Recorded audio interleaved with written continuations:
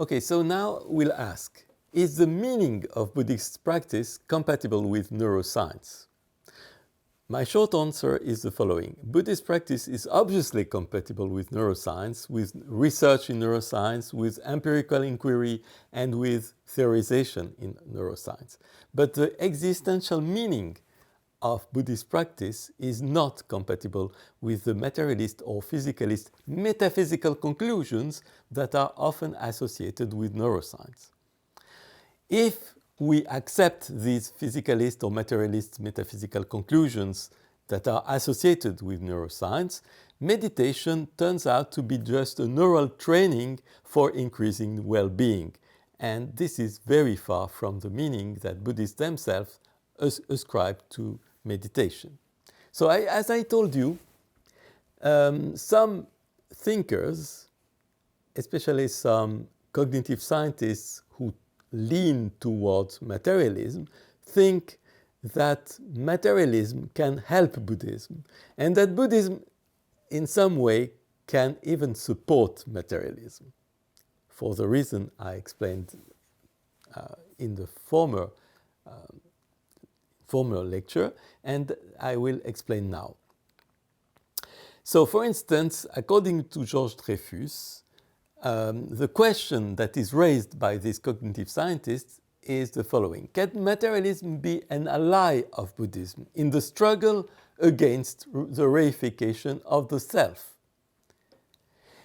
Can we extend the Abhidharma critique of the self, namely the idea that the self is not real, but merely a useful but mistaken way to conceptualize the body-mind complex? Can we extend this critique to consciousness in general, and even experience in particular?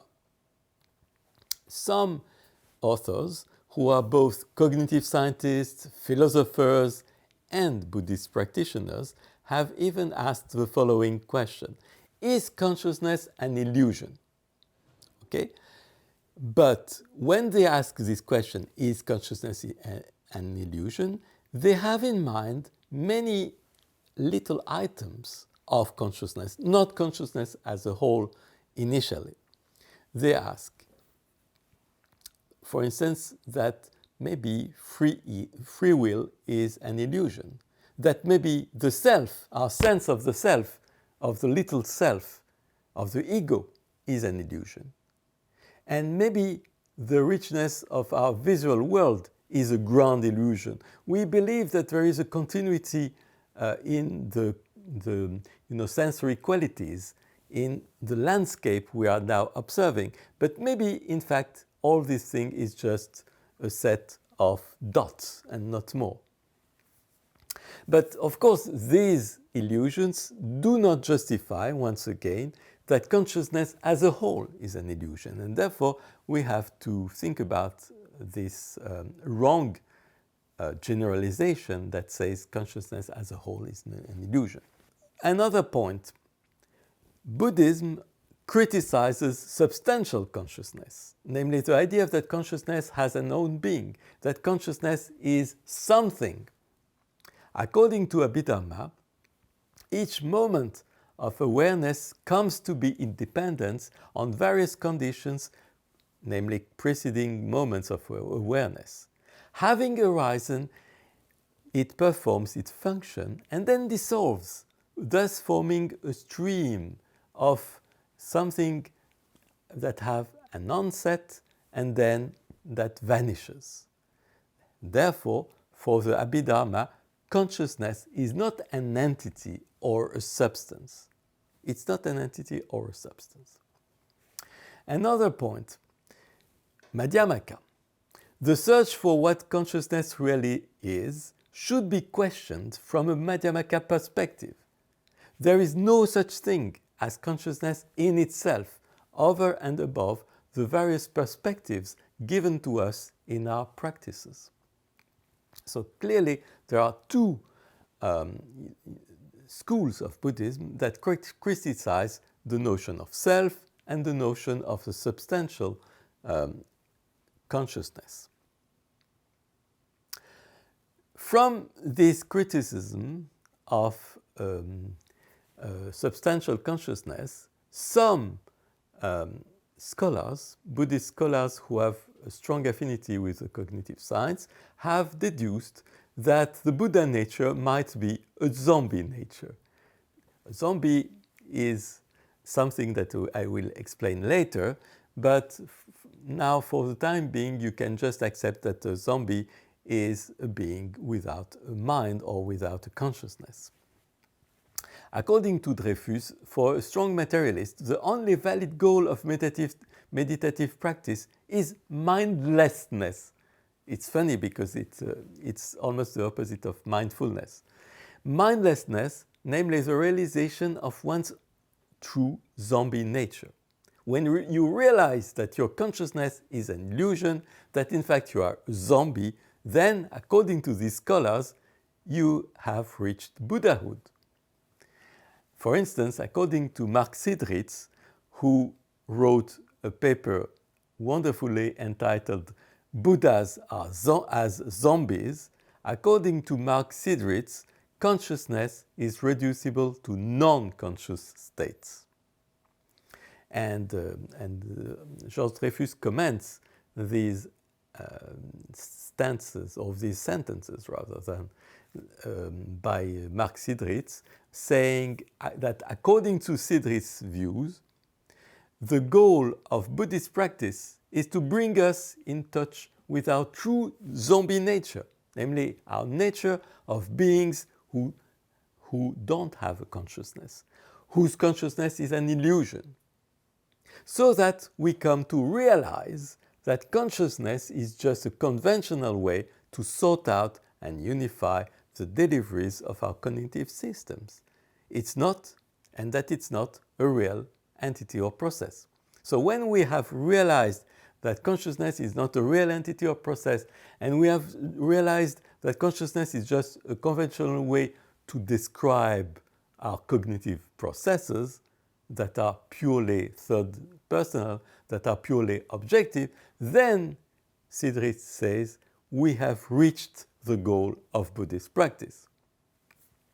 Hence, accomplished practitioners are best described, says Sidritz, quoted by Dreyfus, as robo-buddhas. Buddhas are robots. And these robo-buddhas are awakened to the reality that they are just like us, that is, merely robots who act on automatic pilot. So when we are awakened to our robotic nature, we are Buddhas, according to this view. And what is the superiority of the robo-buddhas over us, who are robots, actually, according to Sidritz? Their superiority, he said, is that they have realized, these Buddhas have realized their robo-Buddha nature and therefore developed a bias towards compassion so that their actions are appropriately, selflessly robotic. Namely, when you have realized that the self has no substance, that the self is an illusion, that consciousness is an illusion, that lived experience is an illusion, then you have the capacity of being generous towards other beings. This is the conception of the Buddha and even the Bodhisattva, by the way, by Mark Sidritz and the people who support this robotic view of Buddhas. Now, of course, there is much to criticize in this robo-Buddha view. If we believed this robo-Buddha view, this would reduce Buddhism to provide helpful techniques to calm the mind, namely, of course, to calm the cognitive processes, the neurobiological processes. So Buddhism would be a technique to calm the mind, namely the brain, rather than being a source of deep philosophical insights into the human condition and the nature of the mind. So clearly the robo-Buddha conception of Buddhism is a little bit depressing, but this is not a sufficient argument, of course. The good arguments are that this conception of robo-buddhas is not solid at all. In fact, it doesn't hold its promises. That no substantial self exists as a spectator of the show of experience doesn't mean that experience itself is not non-existent. Okay? There is a sort of confusion here. People say, oh, both disciplines, namely cognitive science on the one hand and Buddhism on the other hand, criticize the notion of a substantial self, of a substantial ego. But criticizing the notion of a substantial ego is not tantamount to criticize the notion that there is an experience, because experience can be the experience of no one. Okay? It can be there without an owner. This is a possibility. So experience is not dismissed by the dismissal of self. Second point, that a temporal continuum called consciousness is deconstructed, namely that a substantial consciousness is criticized, doesn't imply that the present conscious experience is non-existent. Okay? Maybe there is no substantial continuum in time that is called consciousness, but yet there is a present experience, for instance, of realizing that there is no consciousness qua substance. Third argument, that an entity called consciousness is taken as illusory doesn't warrant a materialist ontology. In fact, in Madhyamaka, every ontology is deconstructed. Not only the ontology of substantial consciousness, of course, but also any materialist ontology. So Madhyamaka cannot be said to support materialism, because materialism is an ontology, it is a metaphysics, and Madhyamaka dispels any views, namely any metaphysical conception. Saying that something is not existent amounts to claiming that it appears in no circumstance. Okay? If you say consciousness doesn't exist, consciousness is an illusion, consciousness or even experience is an illusion, that means that it appears nowhere. But how can appearance itself fail to appear? How is it possible? It's just absurd. It's a contradiction in terms. And another argument, what does it mean to realize one's robo-buddha nature? Realize. What is realizing? Realizing is having the experience that in fact you are a robo-buddha nature. You have a robo-buddha nature. But if there is no experience whatsoever, how can you realize this? You can realize nothing, so not even that. Having the experience of our lack of experience is impossible. And just being blind to anything, namely having no experience, doesn't allow you to realize something, not even your robo-buddha nature. So I think this robo-buddha conception is just absurd. Now, materialism implies that being conscious just means wrongly conceptualizing blind access to cognitive information. But as Dreyfus notices, Buddhist practice seems predicated on the possibility of making a distinction between experiences and the ways they are conceptualized. If you don't have a difference between experience and conceptual superimposition, all the Buddhist understanding of meditative practice is completely lost. So here again, you can say not only the robo-buddha thesis is absurd, but at any rate, it cannot agree with Buddhism. So finally, I would say that if you think a little bit hard, you realize that the Madhyamaka conception of Buddhism, far from being akin to materialism, is rather akin to phenomenology. And this was said also by George Dreyfus. The Madhyamaka stance is based on the irreducibility of the first, second, and third person perspectives. So all these perspectives are at play within one single experience, an experience that is capable of all these perspectives. It is phenomenological rather than metaphysical, making no claims about what consciousness is in reality and focusing instead on appearances, on phenomena, on experiences. So clearly, the deconstruction of Madhyamaka, the deconstruction of all conceptions, is not tantamount to accepting the materialist conception. It's tantamount to accepting the phenomenological tabula rasa. The phenomenological tabula rasa is such that you start your inquiry from lived experience without ontologizing it. Any ontological claim, any metaphysical claim, borrows its warrants from lived experience. First, second, and third person perspectives are mutually dependent in a neutral lived experience. So, in fact, you land into a neutral ground, which is called lived experience. Phenomenology is not a means of accessing something. It tends to abolish distance between the researcher and her research domain. It resembles meditation, which looks for a non-dual state wherein the opposition of knower and known is suspended.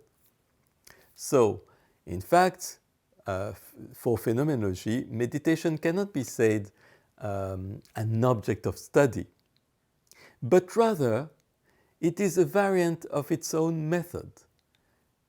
It's very important to recognize the kinship between the method of phenomenology and the method of Buddhist practice. And what is this kinship? Is that both disciplines, phenomenology and Buddhist practice, are such that one should become non-judgmental, that one should suspend conceptual superimposition and just see experience as it is, just attend to experience as it is. Then you might ask, what can you say about the materialist idea that the brain causes consciousness in this new framework in which all the prejudices about the world and about yourself are suspended? According to phenomenology, Dreyfus points out, causal relations do not exist intrinsically, but they are conceptual constructs that we use to make sense of the regularities of our experiences. So causality is not something that can explain the on-rise of consciousness from a material process or a material entity such as the brain. Causality is just a relation that we establish between two items of experience, between two phenomena. And therefore, causality cannot be used outside this domain of phenomena to claim that phenomena are caused by some material process. So in the phenomenological framework, it's very clear that the very principle of the idea that some material process can cause consciousness cannot arise from the outset. Thank you.